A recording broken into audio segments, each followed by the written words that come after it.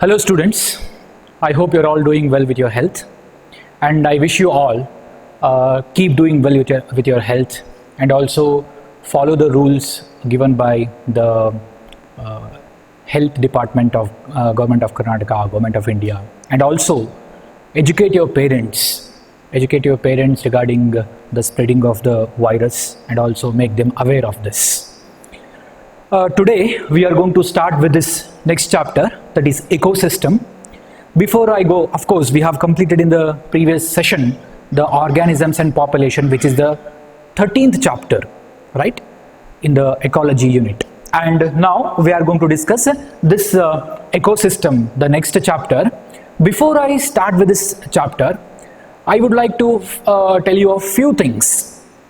See, we are all in the middle of this pandemic, and of course all of us are going through a lot of problems, right? So problems not only of one kind, different people are facing different problems, different types of crisis we have been facing now. Yeah, it is a challenging question. It's a question of challenge to all of us, and it is how best we can overcome this problem, and how best we get succeeded even during this pandemic. So is what all matters. And nothing is ending. This is not the end of the world, definitely, and nothing in fact is going to end. So everything will be there. Don't think that if this year's SSLC or any other exam is just being done very lightly, if it is taken very lightly, and some students of lower classes are even being promoted to the next standards without conducting the exams. Please don't be under the impression that it will happen the same again, right? So you people who have completed the first year and you are going to go for the second year now, so you will face the board exam as usual. Every year it happens. And please don't give yourself an excuse that you are in this middle of this pandemic and I'm not going to, maybe you should not tell all this to yourself. I'm not getting the proper classes, or we are not attending the college. Online teaching or online learning does not work. Please don't be under all this impression. Come out of all this, right? It is definitely possible. If you think if it is not possible, then definitely nothing is possible. If you don't think it is possible, nothing is possible. If you think it is possible, then everything will be possible. So it is very simple. All depends upon how you think, right? How you see at it. So it is possible, and I hope definitely you all make the best use of this time.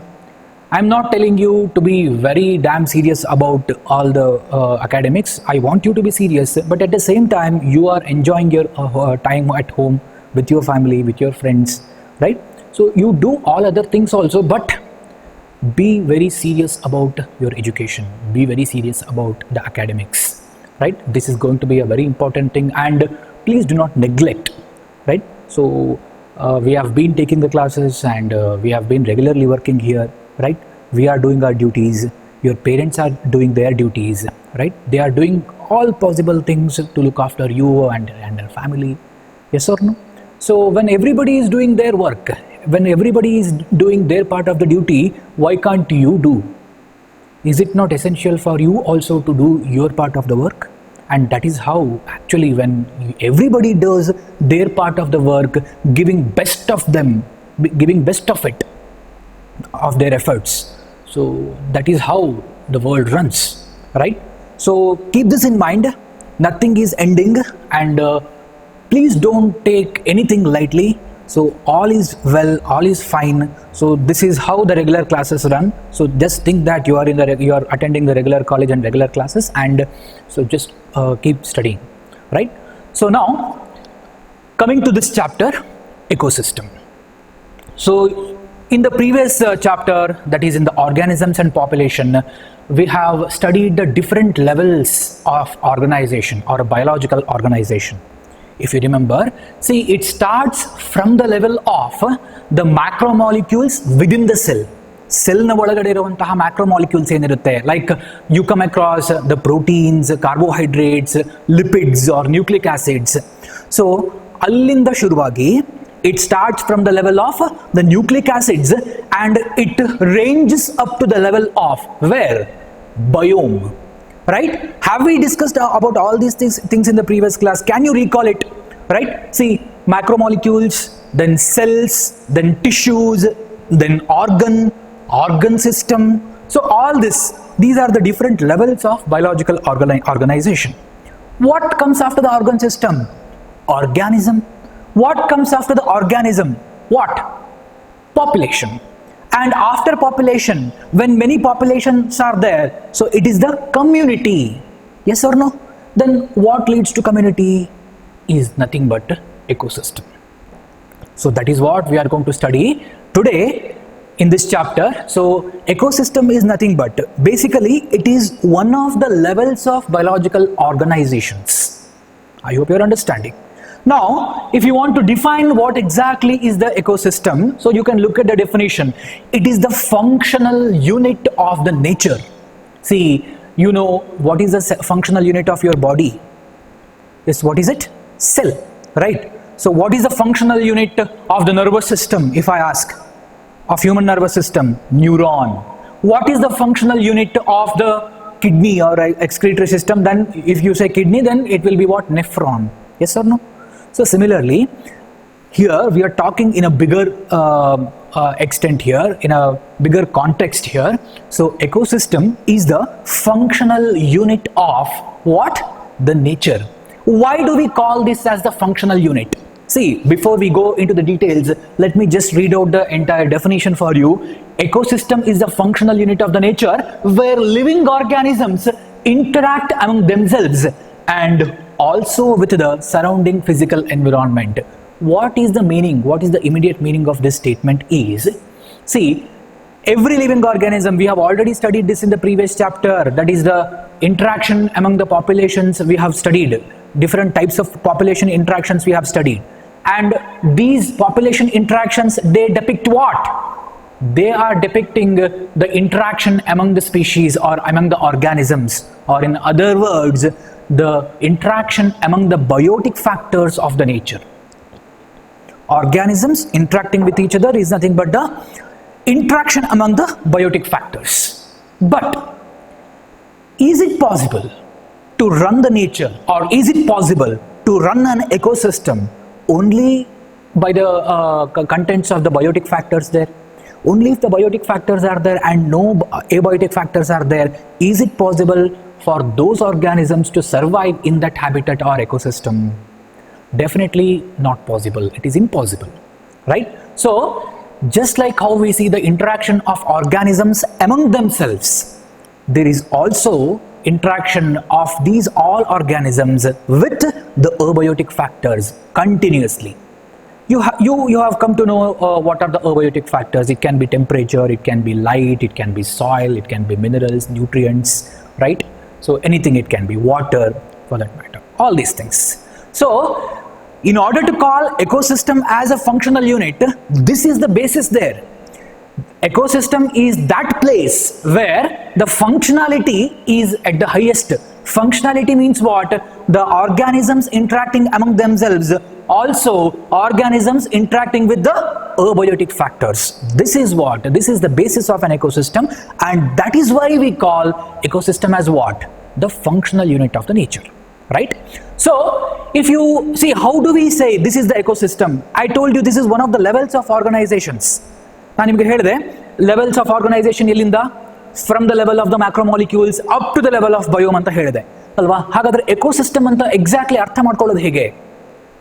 C, when ecosystem ಅಂತ ಹೇಳಿದ್ರೆ ಒಂದು basic factor interaction ಇರಬೇಕು, biotic among biotic and biotic with the abiotic. This is one thing. And also what? And how do we confine ecosystem? See, some ecologists say what? The entire biosphere. See, you have studied about different spheres of the earth. Iga hydrosphere irbodu, lithosphere irbodu, alba. So the entire surface of the earth, which is occupied by the living organisms, is what is called as biosphere anta karitivi. And this biosphere, according to some ecologists I'm talking, this biosphere, the entire biosphere is a kind of global ecosystem. So this is huge ecosystem which will comprise of all other ecosystems, different types of diversified living organisms, Not only living organisms, also the abiotic factors associated with the organisms, right? So this is huge global what? Ecosystem. But is it not difficult for us to study this global ecosystem entirely in one piece? Yes, it will be very difficult, right? It will be quite difficult. And that is why what we have done for our convenience, we are going to classify this ecosystem broadly into two categories, which are those. So ecosystem on the earth can be broadly divided into terrestrial ecosystem and aquatic ecosystem. I hope you have understood the definition. Ecosystem is a functional unit of the nature in which the organisms interact with each other, and also they interact with the physical environment is nothing but the abiotic factors. So such an ecosystem, there are different types of ecosystems identified on the surface of the earth, and for our convenience, for the convenience of our study, we are going to classify them broadly into two categories: terrestrial ecosystem and aquatic ecosystem. And definitely you can give the example of forest, grassland, desert, etc.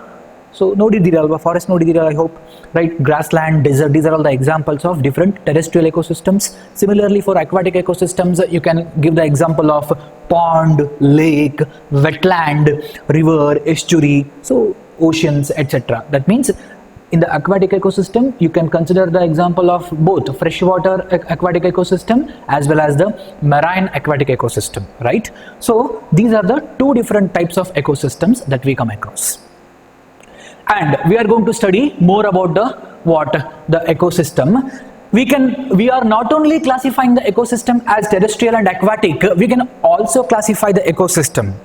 So there is one more small classification as natural and artificial or man-made.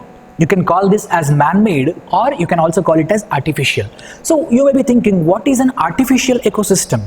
See, natural ecosystem can be any of these. It can be terrestrial, any of the terrestrial or any of the aquatic ecosystem. That is the natural ecosystem. But what exactly is the man-made ecosystem? Man-made ecosystem is nothing but it can be, you can give the example of an aquarium, isn't it? So aquarium is a man-made aquatic ecosystem. Or for that matter, you can also consider an example of an agricultural field. Agricultural field, it is not naturally growing. The crops in the agricultural field, they have been sown and the farmer is actually growing them artificially. That means they are not growing there naturally in that habitat. Yes or no? And he is not only growing the crops. These crops which are growing in his field, these crops also are supporting other life forms. Maybe the insects feeding upon those plants, or small microorganisms, maybe fungi or bacteria in the soil, which actually are associated with that particular species of the plant. You have learnt about this. There is species specificity between the living organisms, right? So whatever kind of interaction it can be. And also there are various birds which are feeding on those insects. So there is an entire food chain that is established there, even though it is a crop field which is actually man-made, and that is why we can call that as a man-made or artificial ecosystem. Yes or no? So this is how we classify the ecosystem. Now, ecosystem, the structure and function of the ecosystem. See, whenever we talk about the structure of an ecosystem, we mainly talk about how the different organisms, living organisms, they have been arranged in any given habitat. So, one such arrangement that we commonly see in most of the ecosystems can be called as stratification. So, there is a kind of arrangement of the vertical distribution of the organisms.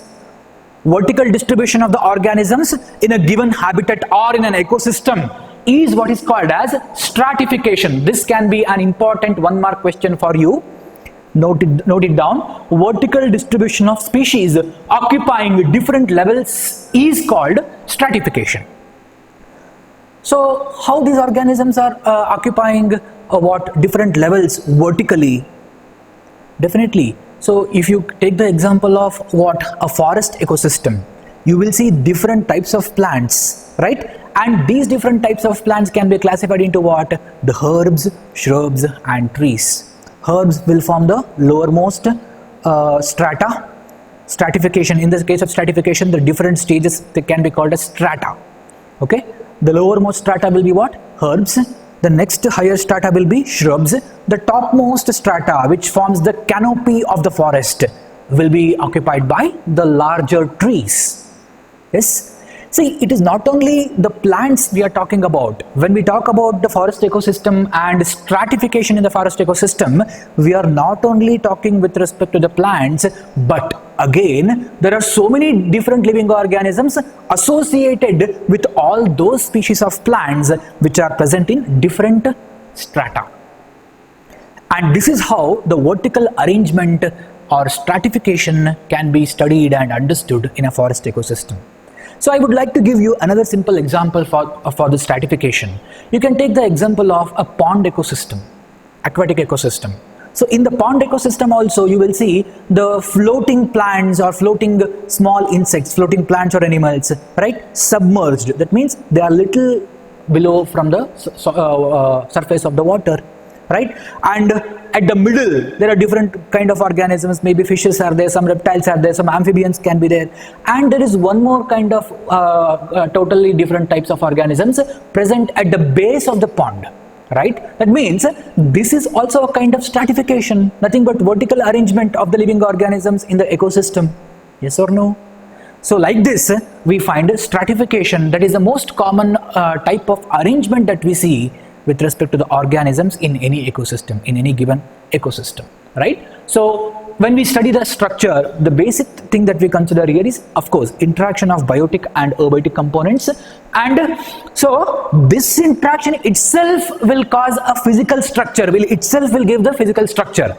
Why do you think in the forest there is a kind of arrangement? Why the herbs are occupying the lowermost strata? Why the shrubs are occupying the middle strata? And why the trees are occupying the topmost strata? It is because these plants, they have been adapted to enjoy or survive in that particular environmental condition. What is the environmental condition? For a herb, what can be the environmental condition? Herb growing very tiny on the surface of the forest, it will not receive much of the sunlight because the canopy of the trees will cover the forest, entire forest, and very little, very meager amount of the sunlight is available for that small plant, right? And for the shrubs, they are adapted to a little more higher availability of the sunlight. And trees, they have been adapted to grow taller, they have got a totally different set of modifications or adaptations. That means, see, it is also important how these organisms, they interact with other organism or available physical environment, and based on this kind of interactions, the stratification or whatever kind of arrangement of the organisms in any given ecosystem happens, right? So one example we have already seen, that kind of arrangement, what? Stratification, right? And we have also considered two examples. One is forest and the other is which one? Pond ecosystem, aquatic ecosystem. For your syllabus, there is the example is the forest ecosystem. That is what example I have given here in the notes also, right? See, the four basic components, whatever the interaction that are taking place in order to cause a structure, in order to give a structure to the ecosystem, whatever kind of interaction they are taking place, so they all are dependent upon four main factors. An ecosystem, it is completely based on four pillars or four factors. And what are those factors? One is productivity, decomposition, energy flow, and nutrient cycling.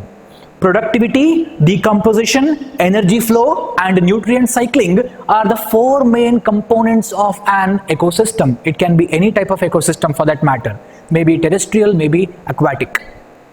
So what is productivity? Of course, we are going to consider these four main components individually, and we are going to study them in detail in this chapter. But just to brief about these, productivity means what?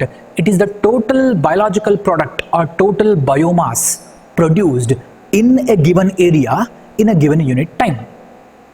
Andre, ಈಗ ಒಂದು 10 kilometre ಒಂದು forest ಇದೆ ಅಂತ ಹೇಳಿದ್ರೆ, ಆ 10 kilometre forest ನಲ್ಲಿ ಒಂದು ವರ್ಷಕ್ಕೆ ಎಷ್ಟು ಬಯೋಮಾಸ್ ಪ್ರೊಡಕ್ಷನ್ ಆಗ್ತಿದೆ. ಬಯೋಮಾಸ್ ಅಂತ ಹೇಳಿದರೆ the total biological component or total biological whatever the tissue is produced. So that is what is called as biomass, right? So ಒಂದು ವರ್ಷ ತಗೊಳ್ಬೇಕು ಅಂತಿಲ್ಲ. It can be 1 month, it can be 1 week, it can be 1 day. So depending upon the life cycles of the organisms living in that particular habitat. So productivity means it is the total biological mass or biomass that is produced in a given unit time per unit area is called productivity. Decomposition, you have come across this word. What is decomposition? So decomposition means what? It is nothing but the breaking down of the complex organic molecules into simpler inorganic ones. Yes or no? So that is what is decomposition, and that takes place in any ecosystem. That means this role of decomposition is played by the decomposers, right? So decomposing organisms you have come across, there are different types of bacteria, fungi, right? We will talk about this in detail later. Energy flow. See, you are going to learn about the energy flow, which is one of the main components of any ecosystem. Energy flow means, see, energy acquired by the plants because of the process of photosynthesis will be transferred to the next level, that is herbivores. And carnivores feed on the herbivores, and that energy which was acquired by the herbivores will be now transferred to the carnivores.